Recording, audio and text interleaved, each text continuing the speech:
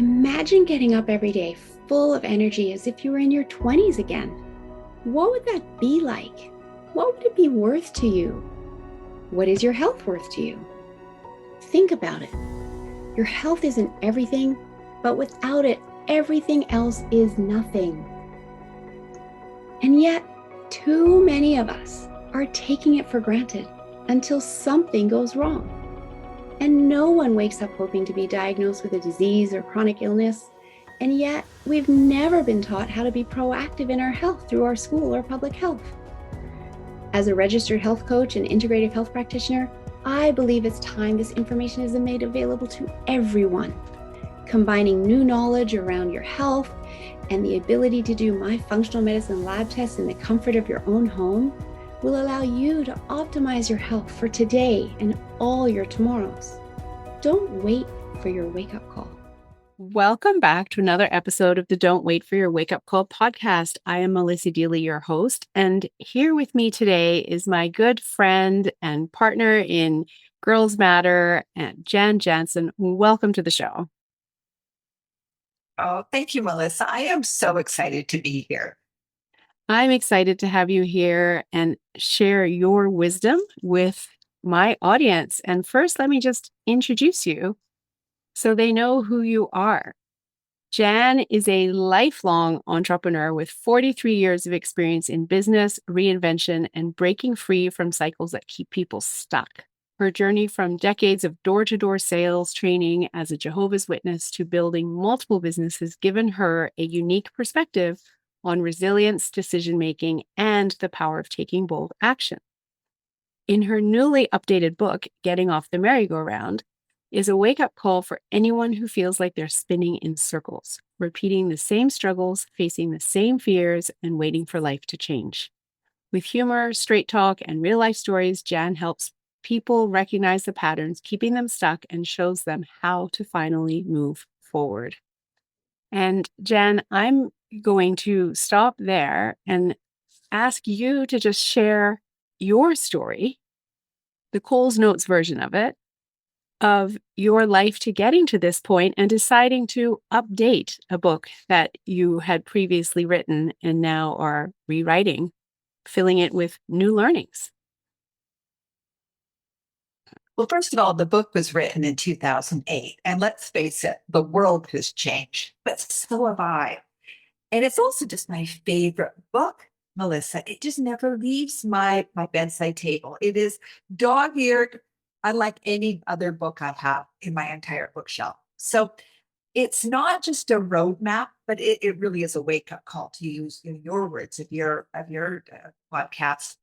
Because I don't think people need steps to success. They really need to see the patterns that they keep on repeating. So, for example, you mentioned in my bio that I was a Jehovah's Witness for 38 years. Now, that was a belief system I didn't choose. I was born into it. So those were rules that I didn't even get to create.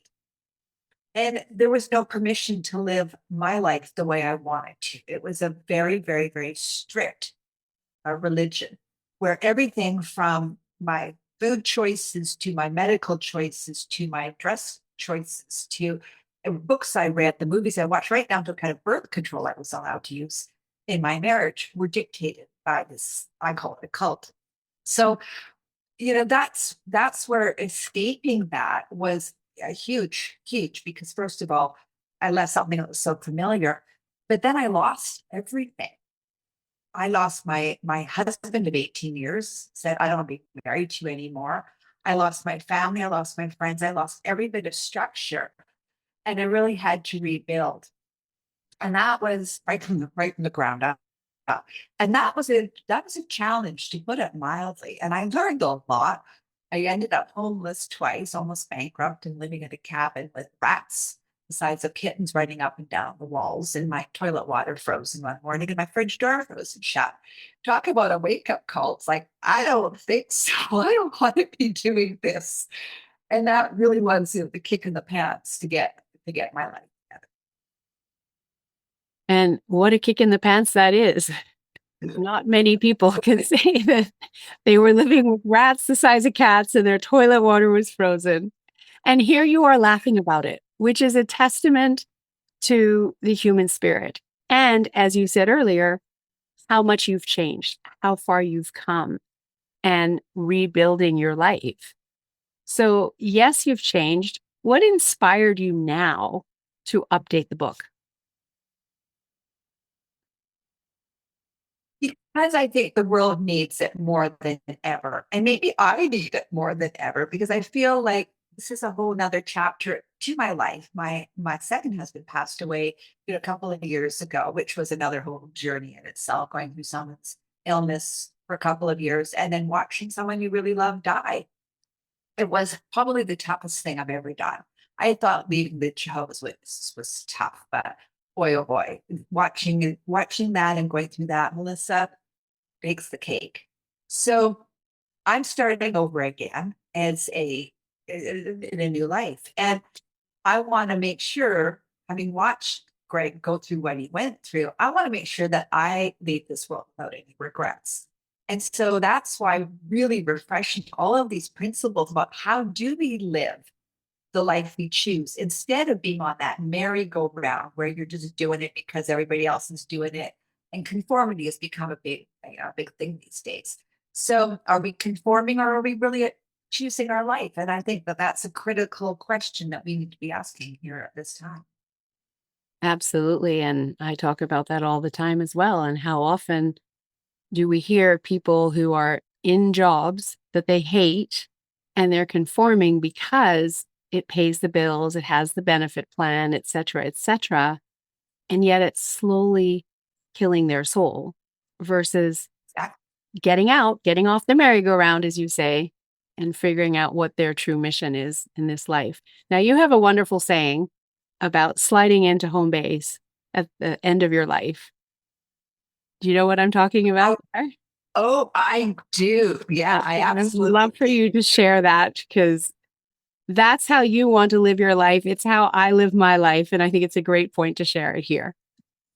Okay. Well, this is a quote from Hunter Thompson, and it is life should not be a journey to the grave with the intention of arriving safely in a pretty and well preserved body, but rather it is skidded broadside in a cloud of smoke, thoroughly used up, totally worn out, and loudly proclaiming, "Whoa, what a ride!" I love that. And So do I. and so with that quote in mind, i- tell us more about what getting off the merry-go-round actually means for people. What you mean by that in the title of your book. Well, when you think of a literal merry-go-round, and I think for the generation that normally is attracted to me, they remember merry-go-rounds. Today, kids probably maybe don't, but for the most part, they remember that merry-go-round where you get on, and once you're on, unless it stops or you're willing to jump off and or possibly have a fall, you're stuck. You are on that merry-go-round until it stops, and that is people's lives. They are on this merry-go-round of debt, of this, of that, of a relationship they don't want to be in a job they don't want to be in a house they don't want to be in a country they don't even want to be in. And yet they're on that merry-go-round and they feel stuck. And that's really where the book helps you to see the reasons that you're there, because it couldn't be anything from your genetic coding to past lives to all kinds of things. And then how to release that. So it really is about saying, okay, I don't like this. I don't want to do this anymore. And that's what I had to do in several cases. One being the Jehovah's Witness thing. The other one was when I decided that I didn't want to live in Vancouver anymore. And Greg and I were headed off to Mexico for 2 weeks. I found out my condo that I was living in was being sold. And hey, I just said, I don't want to live here. I'm tired of the gray skies and the constant rain. I'm going to go live in Mexico. And just like that, I was living in Mexico. And that led to traveling the world for 9 years. Well, if I hadn't made that decision and got off the merry-go-round of, I don't like this weather, then I would never have had the experiences of now having been in 50 different countries. Beautiful.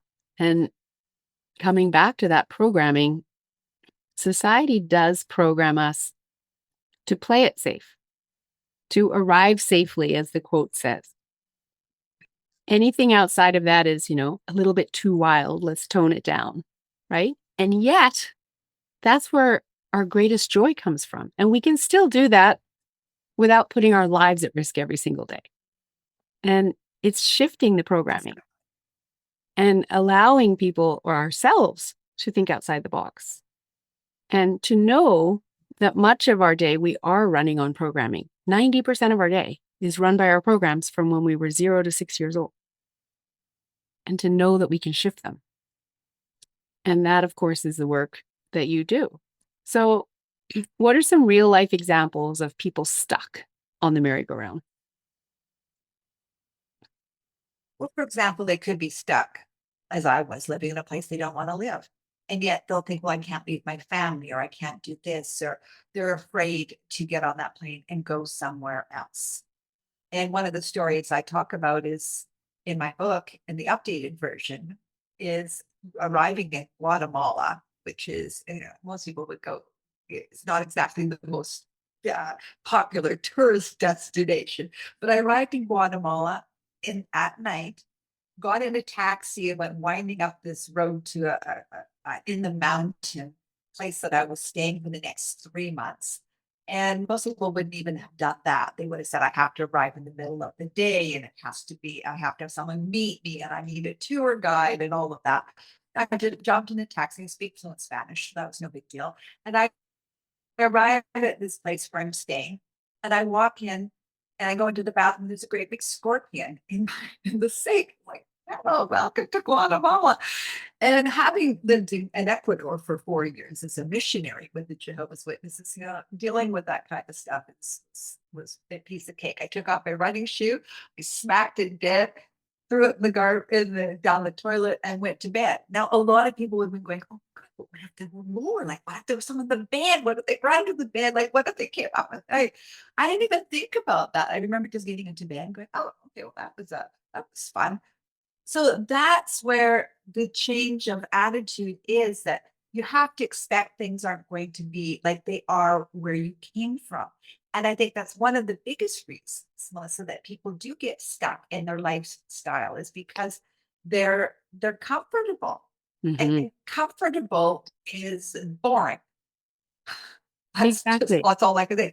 If you're really comfortable, it's because you're bored. And I don't want to live life bored. I want to live life on that edge. And as far as I'm concerned, you need to be living on the edge. That's where I want to live. I want to live on the edge. Otherwise, I'm not going to leave as under tops instead going, whoa, what a ride.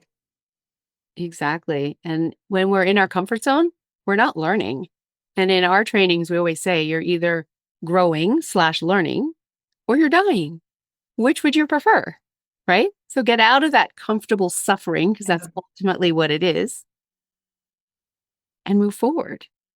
And that's your opportunity to get off the merry-go-round, to have the awareness first that I'm stuck and I don't like this anymore and I don't have to live this anymore. That's the big piece. And then that's when you get to look for, okay, what's next? What can I do about this? Right? And so what are some of the... And that's the juicy part. That's the juicy part, Melissa, is we actually get to decide. We get to choose. Yes. Like, how fabulous is that? Exactly. Exactly.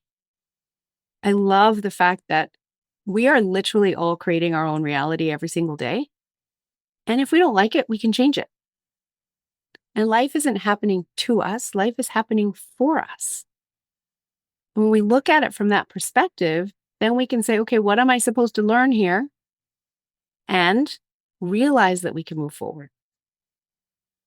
And so I love the fact that you're updating this book and that you're putting this message out, because I think it is so important, as you said, for people to hear it now, for them to realize they can change their reality. And I think something you said earlier when you talked about that people want to stay safe. And that's just a natural part of our humanness, is that we feel like we need to feel safe. But the thing is that stay safe is usually that boring and it's not fun. And it's where the regrets happen. And I remember when, after I left the Jehovah's Witnesses and I was in that mess of literally not having my life together in any way, shape, or form. And a girlfriend of mine was getting married, and her bachelorette stagette party was a pole dancing party, and that was 2004. And that's like 20 years ago, but it was popular. I mean, Oprah was pole dancing and everybody was pole dancing, right? And Barbara Walters. And I found out this was a pole dancing stagette. And I was like, oh my goodness. Well, I hated it. I could not wait to get out of there. So it was like I had two left feet. I was totally mortified. But I did it and I left early, went home, and I ended up having a download from the universe or whatever of a complete business plan for a pole dancing business. And I got up in the morning and I went, okay, God, I guess I'm pole dancing. And I did. I ended up having a business called A Pole Lot of Fun. The media loved it because I had also just been ordained as a minister. So they called me the pole dancing minister. And I ended up doing home parties all over the Vancouver area. And it was a huge hit. Sold businesses in a box to other women, traveled the country.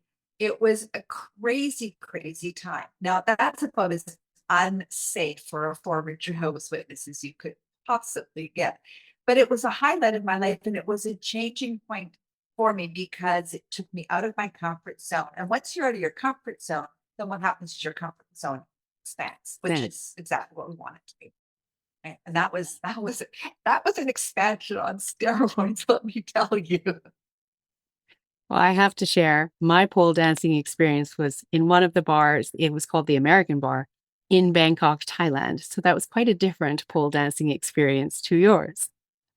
However, what I want to say there and commend you for is that that was a download. That was you going inside and receiving a whole business plan and then choosing to act on what had been gifted to you. And so often we get in our thinking brain and we try to think our way through things ourselves or think our way out of things. And you went with it.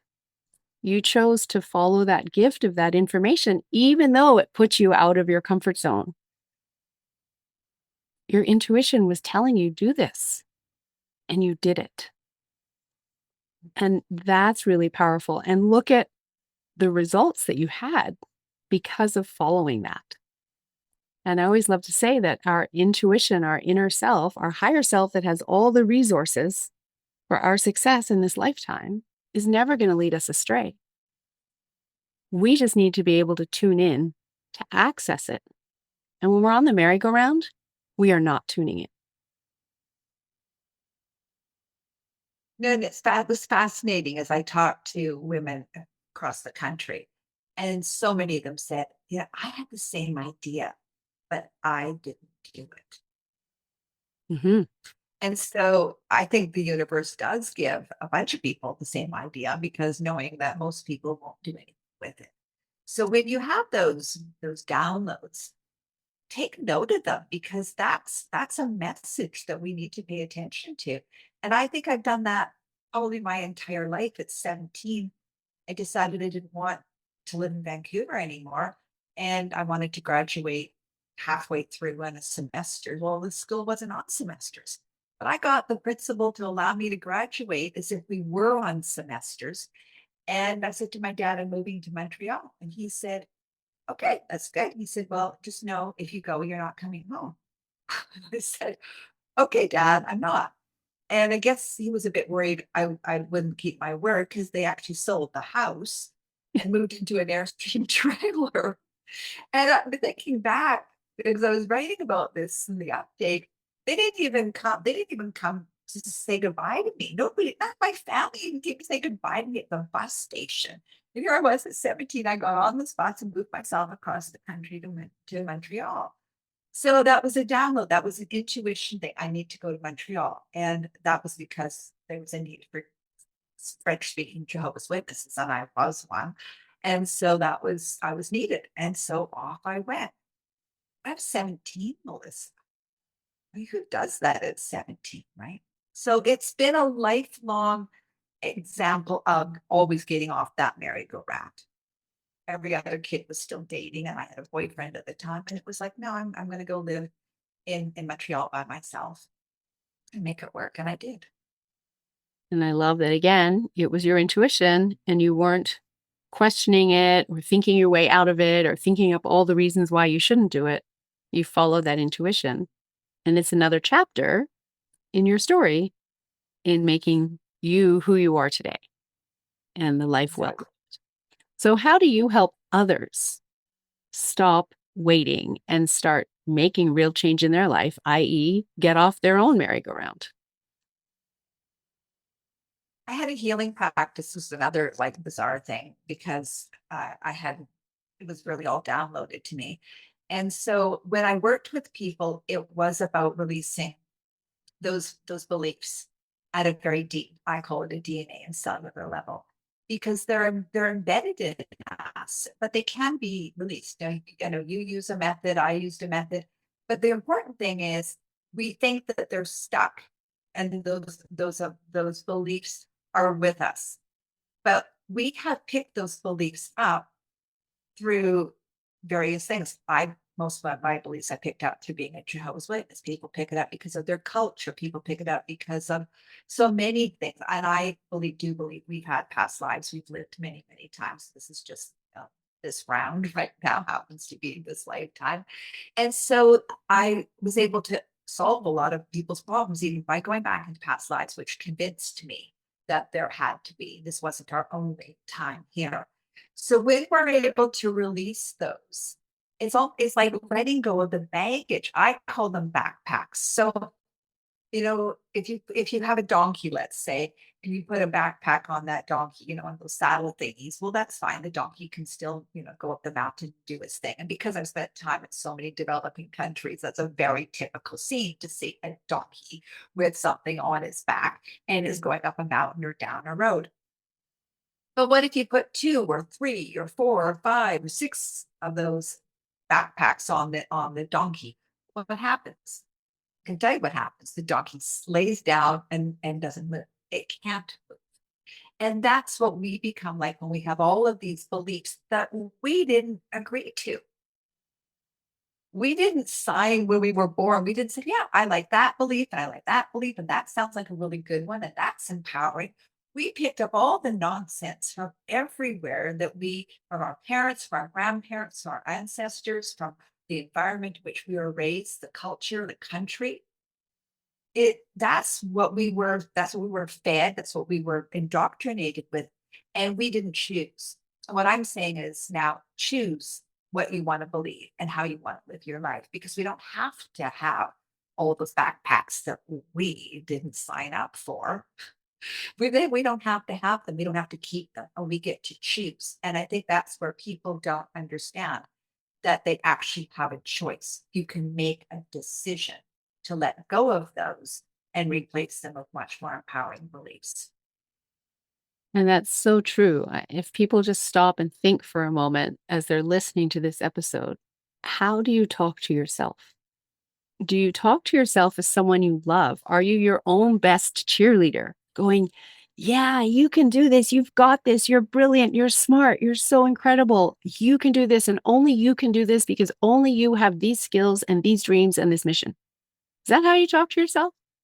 It's how you should be talking to yourself. And it's how Jan will get you talking to yourself, because in reality, most people aren't talking to themselves like that. And it's so important because we're having 70,000 conversations with ourselves in our head every single day. Let's shift them to being those empowering conversations, because we can. And that changes your reality, because when you start talking to yourself that way, it shifts your whole focus. And what you focus on, you get more of. So I love this work. I love the whole concept behind the book, Jan. It's absolutely incredible. And I love how you've reinvented yourself so many times. And every time, I believe every time you've done it, it's based on following your intuition and taking the next best step for you in that moment. And making that decision, because I love what Raymond Charles Barker says, is indecision is the decision to fail. So when people are waffling, right? And so many people, well, I haven't quite decided, or it's not really clear, or I'm not sure. Well, you don't get clarity. Lots of times just by sitting back. You get clarity once you take action. And then it starts to unfold. And people really, I think everyone, your listeners, if you can appreciate, it's like going into a store and having the opportunity to pick what you want. What do you want in your fridge? What do you want in your cupboards? Instead of just walking into a place that's already been fully stocked and you don't like that food. You don't like what's on the fridge. You don't want to eat that. You have the ability to make those choices. You can go shopping in the store the universe provides for what you want to think, what you want to believe, how you want to live your life. This isn't dictated to you. You do have a choice. And I think that was the biggest thing coming out of a cult, Melissa, was appreciating I have choice. And it's something I never had before. And what a what a privilege it is. And especially when we live in a developed country, because I spent many years living in underdeveloped countries where people's choices are far more limited than what we have here in North America. So when you look at the fact that you live in such an amazing countries where you have those choices, take advantage of it and make the decisions of what you really want to have in your life. And if you don't like something, let it go. Walk away, make a different decision. Feel your power. And when you understand that you are powerful and you have that within you, and you exercise it, my goodness, and the world's your oyster. You can do anything you want. There's Literally anything you Yeah. want. There's no stopping you once you realize that and you step into taking action. It's not just about Exactly. realizing it. You have to step in and take the action to go with that. So, in alignment with that, what's a common myth that people have about getting stuck and that's keeping them stuck that you wish people would stop believing? I think today, one of them, a big myth is people think if they're busy doing things that their life is actually working. And I think we've become so busy, Melissa, doing, that we haven't taken the time to stop and think, is this what I want? Hmm. Is this really where I want to be spending my time, my energy, my money, everything? We're just on that treadmill and going. And it's one of the reasons I now live out on acreage in rural Canada. It's 20 below Celsius this morning. And people go, you could have lived anywhere in the world and you live there. But what I appreciate here, having been in 50 different countries, is it's quiet. I can hear the birds' wings flapping. I can hear my heart beating.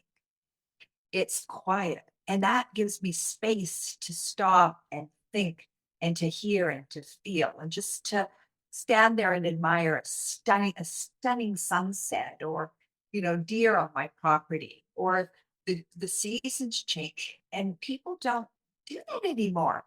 They're so busy gathering, and material things are just doing life, that they don't stop and really enjoy it and savor it and appreciate it. And we have so much to be grateful for. So when we do that, it does change everything. It changes your perspective. Absolutely. And I love how you shared that. And I too have made the same choice. I live in a very quiet place and I love the peace and I love getting out in nature. And I have lived in this area for 35 years, and yet I take photos all the time. And I look like a tourist and I laugh at myself because I'm still in awe after 35 years. of the beauty around me. And so I don't want to ever stop taking photos because I always want to be in awe of that and to be able to slow down enough to appreciate it, to your point. The other thing that I want to bring up there that you said was just around the do and being busy and acquiring more things. And just tying back to your experiences in third world countries where you said people don't have as many choices. I just want to have a conversation around the fact that they may not have as many choices, and yet often they're happier in themselves than people who live in the first world that have so much more in terms of material possessions and choices. And let's just have a conversation around that and your thoughts around that. I totally agree, Melissa. I have, I think the difference when I traveled is that I wasn't staying at, the Hilton or the Holiday Inn or in well-developed touristy areas. Because I'm blessed to speak Spanish fluently, having spent 4 years in Ecuador, I can go live out in rural El Salvador, which we did. And we spent, 3 or 4 months, and Greg and I almost moved to El Salvador. So I got to see what life was really like in how people lived. And I could communicate, I could stop and I could communicate with them in their own language, which was huge. And seeing that the camaraderie in the families, I think was one of the biggest, like, wow, like this is amazing, where families would just sit together and talk. They didn't have all the gizmos and gadgets that we have here. And so having communication and just doing simple things like cutting down a coconut or doing, work around the yard, they did it as a family. And I think that was such a blessing for me to see. And so even though everybody works hard, and you see children, which is painful, getting on a bus and selling, gum or chocolate bars or whatever, and they may be 5, 6 years old and they're on a bus by themselves, they're selling, and yet they do it. And that's considered quite normal. But the thing is, they are oftentimes going home, oftentimes, not always, but oftentimes going home to a family that does appreciate them and values the family bond. Obviously, it's not idealistic anywhere, and I'm certainly seeing my share of domestic violence and animal abuse and everything else, which is heartbreaking. But that family bond is absolutely totally priceless. And there's also that sense of happiness coming from within that seems ingrained, even when we have so little, versus in the first world, we've come to a place where we think happiness comes from the outside and that we need more of something to be happy, or we need to look a certain way to be happy, et cetera, et cetera. And, that all ties into being on the merry-go-round, because if that's the belief system, then you're stuck in that belief system going around and around in that merry-go-round. And when people can actually figure out that happiness and fulfillment comes from within, and that brings us to a place of joy, that allows us to shift our reality. And I would love to see that happen on a grander scale as we support third world countries and people that have less, by being able to share our resources across the planet a lot more than we currently do. And that would get Well, I think that's where the merry-go-round it's on right now. exactly. And I think that's why the work that you do, and I'm on the board and a supporter of Girls Matter. I think that's one of the reasons that I am passionate about it, because it's not just a statistic to me. I've been to Africa. I've lived in every country in Central America, uh, 5 cities in Mexico, spent 4 years as a missionary in Ecuador. So I've seen firsthand what families go through and what girls go through. And it is heartbreaking. And so, the work that you and I are doing to help change that has a massive effect. And that's also something that's part of getting off the merry-go-round, because because people will say, well, I'd love to give, but I just can't. And so why? And that's where, back to our belief systems, we have been indoctrinated about money, which is one of my fundamental and passionate themes that I talk about, is when we have money beliefs that aren't working for us, it's because there's some kind of program there that or genetic coding, or it could be a past life thing. I've seen it be all kinds of things. I mean, how did I go from being homeless and living in a cabin with rats and running up and down the walls, and to living on 20 acres and having the life that I do right now? I had to change my mindset, let me tell you. And it happens with some work, either your work, my work, whatever kind of work, but it isn't going to just happen by wishful thinking, because those programs have been embedded. So seeing how we have been able to change our lives so we can do the good work that we want to do, I think is a big incentive for people, because oftentimes people will do things for other people before they'll do it for themselves. Absolutely. So the charity, the philanthropy that people want to do can be a huge incentive and a huge motive, Melissa, to get off that merry-go-round, get your act together when it comes to money, get your stuff cleared up, however you choose to do that, and make the decision that this is the life that you want and you're going to live it, and go for it, and stop holding back and thinking, oh, I might offend somebody, or that wasn't, that's not going to go over too well with my husband or my partner or my mother or my father, and live the life you want, you're here to live, because this is it. You want to take advantage of it and live it to the fullest, so that when you're on your deathbed, you're going, whoa, what a ride. And you are used up and you do feel fulfilled and you are satisfied with the life that you've lived. You're proud of it. And you feel like you really did it. You really had an amazing. And that money mindset that you work with, it is such a problem for so many people. And the powerful shift is when you truly understand that you can go big to give big. The more you earn, it doesn't make you bad or greedy. The more you earn means the more you can do in the world to help others. And that is a huge mindset shift for many people. So if someone is listening right now and they're feeling frustrated and stuck, what's one thing they can do today to start shifting their reality? Choose one thing that you really want. Just choose one thing. One thing that you don't want to be on your deathbed saying, man, I wish I'd done that. Like, choose one thing that you want and then make a decision.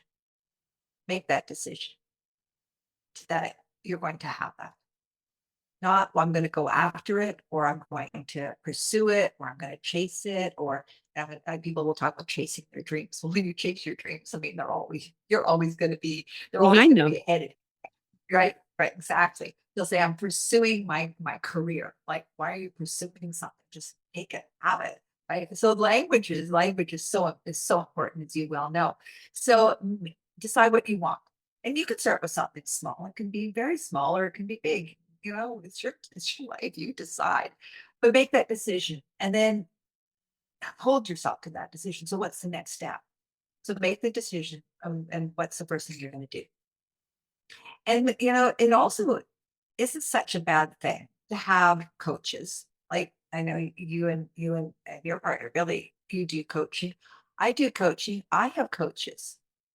One of my coaches right now is Patty Aubrey, who runs Jack Canfield's, empire. Amazing. Uh, Brilliant woman. And I'm learning so much from her. So we all need to have coaches, no matter where we are in our life. So find someone that you resonate with, that is going to hold your feet to the fire, not someone who's going to pat you on the head and say, oh, you're doing so well. That's not what you hire a coach for. You hire a coach to kick you in the butt and go, you know what, you can do better. They may say it a bit more, nicer than that, but really that's what they're here to do. And that's what you're paying for. So you want to have someone who's going to do that.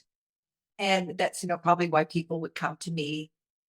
I was booked 6 weeks out when I had my practice, and I never did any advertising. I didn't have a website, and I didn't do any networking. It was all word of mouth referral. And that was my deal with God. I said, okay, that's fine. That's cool. Here's and people kind of like, you didn't do that. I go, yeah, I actually did. When I realized this is where I was going into a healing practice, I said, okay, God, well, here's the deal. I am not going to work with people's stuff, and problems and issues all day, and then go to a networking event or, be out there doing promotions and all kinds of trade shows and stuff like that. You want me to do the work, you send me the people. And I never did anything that I said I wouldn't. Yeah, absolutely. I kept my word and the universe kept its. And I was booked solid 6 weeks out, 4 days a week. So that's the power of decision. And when we decide, then that's really when the miracles happen. So decide, choose one thing and decide unequivocally. Pinky swear, whatever you want, but it's Decide not negotiable. It's and, not negotiable. and take that first step upon doing. Take the first step. Beautiful. Well, I absolutely love this conversation. Can't wait to read the updated version of the book. And Jan, I love to ask all of my guests this question. What does "don't wait for your wake-up call" mean to you? I think it's exactly what we've been talking about is decide. Like, don't wait till, you're on your deathbed. Like I watched my husband, knowing that he had still so many unfulfilled desires. So don't wait for that. Do it now. You don't know that you have tomorrow. I didn't think I was going to lose him at 73. That's, yeah. My dad's 100, going to be 102 next month. We don't know how long we have. So make sure that you're doing it now and not waiting. Do it. Just Beautiful. do it. Love that. Just do it. So, Jan, if people want to work with you, how can they get hold of you? And I believe you have a gift for the audience as well. If you would like to let us know how people can access that, please. Absolutely. I am going to be gifting everyone a ebook copy of the updated version, which will be ready by the time this goes live. And so it will be at janjanzen.com/girls matter. So it is a gift. However, if you do want to make a donation towards for the gift, it will go, every penny of it will go to Girls Matter. And I'm sure your audience is very well aware of the amazing work that we do with the girls in Africa. And we talked a little bit about it, but girlsmatter.ca is that website, but it'll be janjanzen.com/girls matter. And you'll be able to download that book. And I hope that what you do is you read it and you share it with other people, because for me, it's about getting this message out that we have so much more power than we think we do. We're not helpless. We're not incapacitated. We don't have to conform. We can be our own person today, and we can stand up and say, hey, I'm here to make a difference. And this is what's important to me. And this is what I want in my life. I love that. So empowering. It's simply what it is. It's so empowering to have people realize they have and are so much more than their beliefs are allowing them to think. And thank you for having that as a donation to Girls Matter. And if any listeners aren't familiar with Girls Matter, you can go back to episode 200, where I did a whole episode and was interviewed all about Girls Matter. So you can find out more there, as well as going to the Girls Matter website, girlsmatter.ca. So thank you for that, Jen.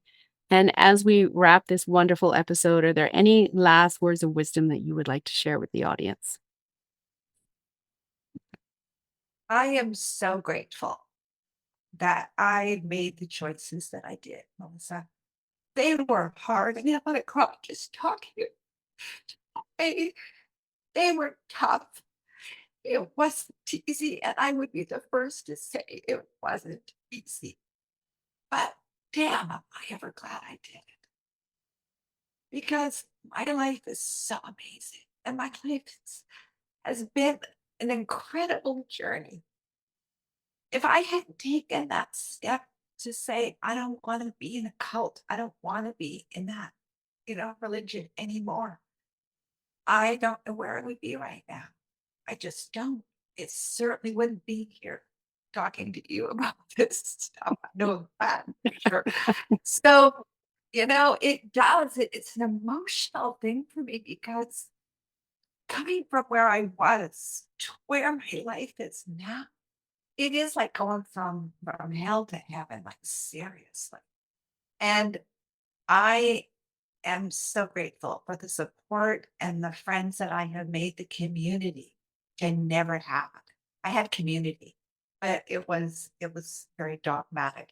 You didn't follow the rules, you didn't have a friend. And to have the people that I have in my life today and the support and the community and the purpose, everything I have, wow. Like really, whoa, whatever. It's a beautiful, beautiful way to end the episode. And for the audience to know that it isn't easy. And yet it's worth it. If it was easy, you wouldn't have had the learning. You wouldn't have had the growth that would get you to where you're here today. And that's why living in our comfort zone it's keeping us stuck. It ends up being comfortable suffering. We have to break out of that. If life was just all unicorns and roses, we wouldn't be learning. It would get boring. We have to have the challenges, the setbacks, the adversity in order for us to learn and step into our true brilliance and move forward. And you're such a shining example of that. And without taking anything away from you, I want to let every other listener know too that they have the capacity within themselves to do this as well. Every single person has that capacity to do it, to make the hard choices, to move yourself forward and get unstuck. So thank you for coming on the show today, sharing all of your wonderful adventures, your stories, the rewrite of the book and why, and your wisdom with the audience, because you are right. So many people are feeling stuck. And if this book can help people realize how they can get unstuck, work with you, and move forward in their lives, you're changing lives. And thank you for the beautiful work that you do. And thank you to my audience for tuning in and listening each and every week, interested in your own personal growth in any aspect of your life. And if this episode resonates with you or you know someone else that needs to hear it, please share it with them. And again, thank you, Jan, so much for being here. Thank you, Melissa. Are you ready to uplevel the power of your own mind? Because if you are, you will want to join us at the Amplify Your Mind Masterclass. It is a 2-day program where transformation meets action. You will discover how your unconscious mind shapes your thoughts, your actions, and your success. And you'll learn the 3 principles and how thoughts and mind and consciousness are impacting your entire life. We take you through 2 different hypnotic inductions for an incredibly relaxing experience, one on each day. And past students have said they learned more in these 2 days than they did in a 6-month life coaching course. So if you want to uplevel your mind and do it with extreme efficiency, join us. No fluff, no guesswork, just real results. I will put the link in the show notes, and I'm gifting to my audience a massive promo code for our April class on April 15th and 16th. Using the code GIFT47, you will receive this class for literally that price, $47, for 2 days of personal growth, empowerment, and transformation. See you there.